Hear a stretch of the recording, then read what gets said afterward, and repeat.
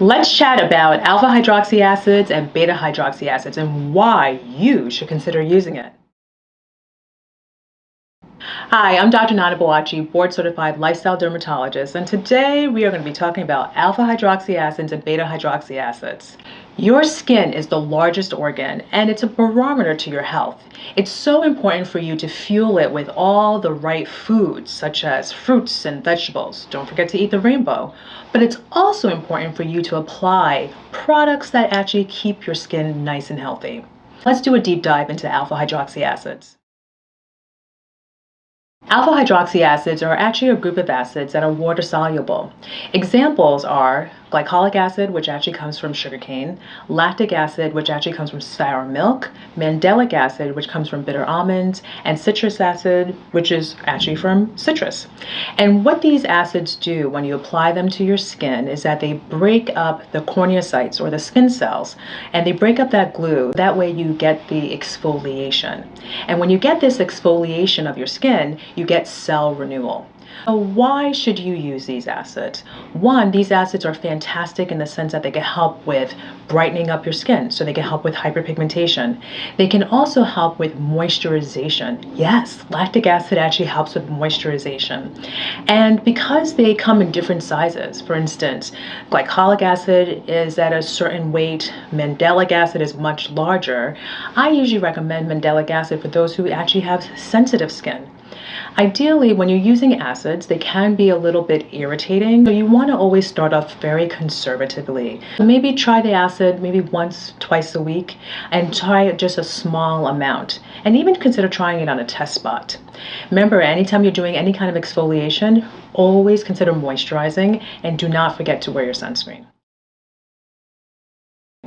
What are the benefits for AHAs? They're great for acne, scars, hyperpigmentation, as well as wrinkles.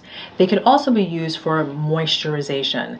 Lactic acid at very low concentrations helps stimulate ceramides, which are great for moisturization. So consider using it very conservatively when you're starting out. Maybe just use like a lower concentration, and then over time you could ramp up to higher concentrations.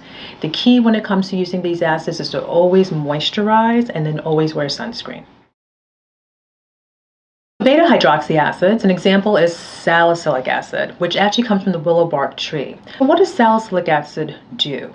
Salicylic acid is lipophilic, meaning that it gets into those sebaceous glands and it helps decrease sebum.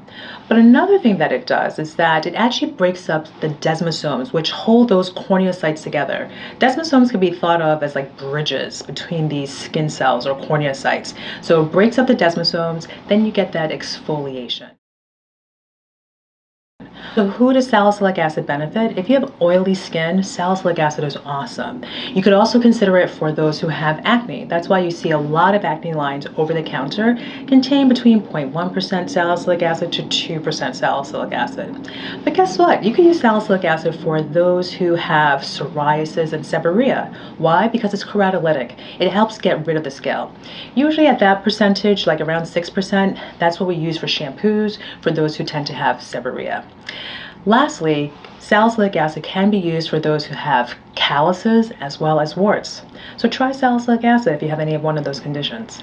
If you have hyperpigmentation or you want to work on your fine lines, I would consider using alpha hydroxy acids such as glycolic acid and maybe even consider a little bit of some lactic acid.